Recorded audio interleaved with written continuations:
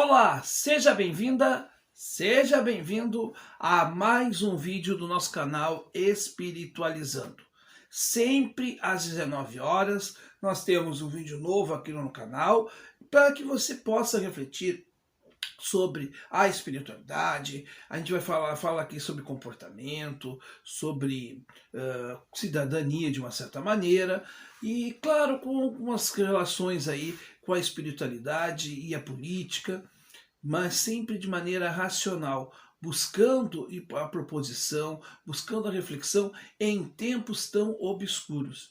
Então, por isso eu peço que você do outro lado aí, já deixe o seu like se você chegou pela primeira vez e inscreva-se também no canal, aperta o botãozinho de sininho para ter as atualizações, porque todos os dias nós temos vídeos aqui no canal refletindo sobre as coisas do ponto de vista da espiritualidade. Aqui não é um canal somente de religião ou um canal somente de espiritismo, mas a gente mistura várias coisas que nos ajudam a entender melhor o mundo. E você está convidado e convidada a estar com a gente sempre aqui no nosso canal, e é sempre bem-vindo também o seu comentário aqui no campo dos comentários, certo? Enfim, e se você gostar desse vídeo no final, compartilhe nas suas redes sociais, que é muito importante aqui pra gente.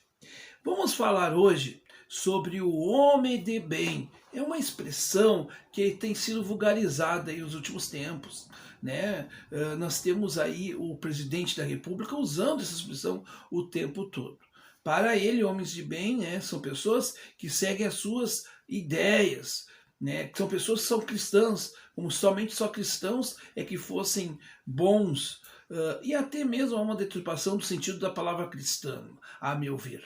Enfim, eu não estou aqui para criar um juízo de valor a respeito do presidente em si, mas estou aqui para analisar esses atos e como esses atos podem nos ajudar nessa reflexão para nos tornarmos melhores. E não no sentido somente de fazermos uma militância contra o presidente, que eu tenho uma visão contrária, né? Você deve ter percebido, mas não mais só que isso, não só isso, mas uma reflexão à luz da espiritualidade, uma visão em que a gente possa também se valer da questão comportamental, da análise comportamental para entendermos o momento que nós estamos vivendo. E, enfim, sobre o homem de bem, Allan Kardec, na obra O Evangelho segundo o Espiritismo, fala sobre isto. Fala sobre esse tema lá no capítulo 17, sob o título Sede Perfeitos. E, bom, ele lá nesse item, já no início, é o item 3 do capítulo, ele fala o seguinte: o verdadeiro homem de bem é o que cumpre a lei de justiça, de amor e de caridade, na sua maior pureza. Se ele interroga a consciência sobre os seus atos, a si mesmo perguntará se violou essa lei, se não praticou o mal, se fez todo o bem que podia, se desprezou voluntariamente alguma ocasião de ser útil, se ninguém tem qualquer queixa dele, enfim, se fez a outrem tudo o que desejara lhe fizessem. Deposita fé em Deus, na sua bondade, na sua justiça e na sua sabedoria. Sabe que vem a sua permissão, sem a sua permissão, melhor dizendo, nada acontece e lhe submete à vontade de todas as coisas. Tem fé no futuro, razão porque coloca os bens espirituais acima dos bens temporais. Eu achei muito interessante essas primeiras considerações desse item, que depois convido você a lê-lo integralmente, porque é o seguinte: ser homem de bem não é somente ter uma palavra moralista, mas dar o exemplo daquilo que você fala. Aliás, sobre isso nós já falamos no vídeo anterior a este. Ser homem de bem não é ser perfeito, mas como bem coloca Kardec, é ter fé no futuro e colocar os bens espirituais acima dos bens, nesse momento, dos bens materiais. Ser homem de bem é ser alguém que queira se conectar com Deus e para isso não precisa menosprezar os outros. Ser homem de bem é aquele que entende aquela máxima que está lá nos 10 mandamentos: amar o próximo como a si mesmo e a Deus sobre todas as coisas. Ou seja, ele respeita Deus, ele respeita o próximo e ele se respeita. O que nós vemos hoje é um falso processo de espiritualização, onde as pessoas se apegam às formas, onde as pessoas acham que nos rituais, os dogmas de cada religião, se bem cumpridos, vai se conectar com Deus. Quando, na verdade, a espiritualidade não precisa ter uma religião determinada, mas sim a ligação de Deus para com o Pai.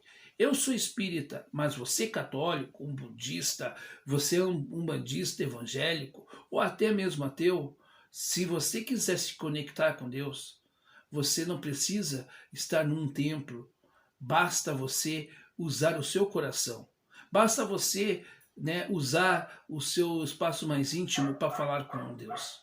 Deus não precisa de templos para nós nos conectarmos a Ele. Deus precisa somente do nosso sentimento verdadeiro.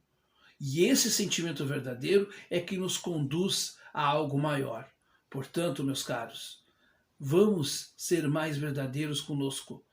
Vamos não mentir para nós mesmos, porque a gente pode enganar uma humanidade inteira, mas a nós não nos enganamos porque nós temos a consciência. E Deus nos fala pela consciência. E vamos usar do expediente da moralidade, no sentido da consciência dos nossos deveres e das ações que estão correspondentes àquilo que nós professamos como crença. Enfim, não bastam palavras, é preciso exemplos. Não bastam somente discursos, é preciso ações. Não basta se dizer uma coisa sem internalizá-las.